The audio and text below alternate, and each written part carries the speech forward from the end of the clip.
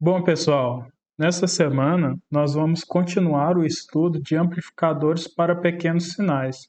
Só que dessa vez nós vamos utilizar os transistores de efeito de campo, que são os FETs.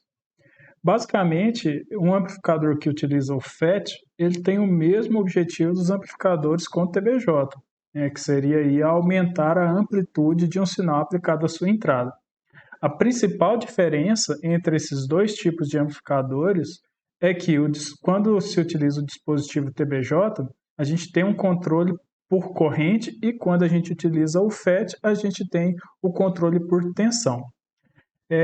A análise de um circuito amplificador envolvendo o transistor de efeito de campo, ele é bem similar à análise aí que a gente faz no circuito que tem o TBJ. A gente pode aplicar aí o teorema da superposição e fazer duas análises distintas. Então, por exemplo, nessa imagem nós temos um circuito amplificador completo, que utiliza aí um JFET para isso, e nós temos aqui um circuito de polarização CC, que nós podemos fazer separadamente apenas essa parte CC.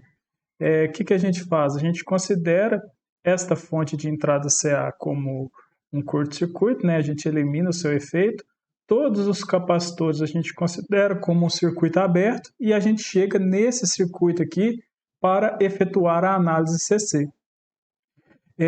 A diferença é que nesta análise CC, utilizando o JFET, nós temos um pouco mais de cálculos a serem feitos, porque normalmente esse tipo de circuito envolve equações de segundo grau, que na maioria das vezes é mais fácil a gente estar realizando esta análise pelo método gráfico, que eu vou explicar mais na frente.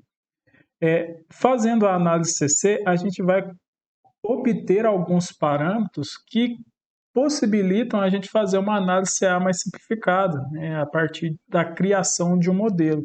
Então, se a gente já fez a análise CC, calculou os parâmetros, nós podemos eliminar os efeitos aqui da fonte CC e para a frequência aqui do meu sinal de entrada, que seria o meu sinal CA em análise, a gente considera que todos esses capacitores são curtos-circuitos. Então, a gente chega nesse outro circuito aqui simplificado, que seria utilizado para a nossa análise CA. Só que esse circuito aqui, para realizar os cálculos envolvendo o transistor desta forma aqui, ainda seria um pouco complicado chegar nos resultados, por exemplo, de um ganho de tensão desse circuito. Então, o que a gente faz? A gente pega esse transistor de efeito de campo e transforma ele no seu circuito equivalente, que é um modelo específico para a análise CA de pequenos sinais. Nós utilizamos alguns parâmetros da análise CC e transformamos esse transistor em um modelo equivalente.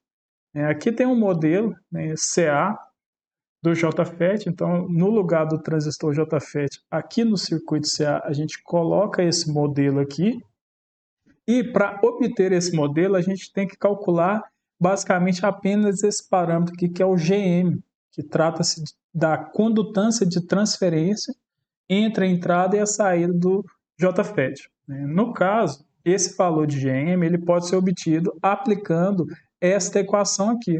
GM é igual a 2IDSS, que é a corrente máxima de dreno, obtida aí em datasheet, dividido pelo módulo de VP, que é a tensão de pinch-off aí do JFET, que é a tensão que provoca o estrangulamento do canal aí do meu transistor. Também expressa em datasheet. Menos vezes, quer dizer, 1 menos VGS sobre VP. Aqui o VP volta ao mesmo valor daqui, só que VGS é a tensão entre os pontos G e S do meu transistor, dados pela análise CC. Então, a análise CC vai servir para a gente calcular a tensão entre os pontos G e S aqui do JFET, para que a gente consiga aplicar aqui no modelo CA, calculando o valor de GM. Então, a gente faz a análise CC justamente para calcular esse VGS aqui. Bom, outro parâmetro aqui do modelo que vocês podem observar é o valor de RD aqui, ó. Isso daqui está relacionado aí com uma impedância de saída própria aqui do meu transistor, que na maioria dos casos é um valor bem mais elevado do que os outros elementos que a gente coloca aqui no nosso circuito. Então, normalmente a gente despreza seu valor, né? A não ser que em alguns casos a gente utiliza outros resistores também de valores próximos a esse RD, mas normalmente a gente não utiliza. Então a gente pode desprezar ele nos nossos cálculos. Só uma observação aqui, esse parâmetro aqui, ó, 2 IDSS sobre VP, aqui no cálculo de GM, normalmente já é expresso no datasheet do transistor, né, e esse valor ele é simbolizado aí pela letra GM0. Então é um valor aí que não muda, né, então ele já vem normalmente no datasheet o seu valor numérico. Então, gente, com esses conceitos básicos que eu apresentei aqui, a gente vai fazer algumas simulações aqui para verificar o comportamento de amplificadores para pequenos sinais que utilizam aí justamente os dispositivos FETs.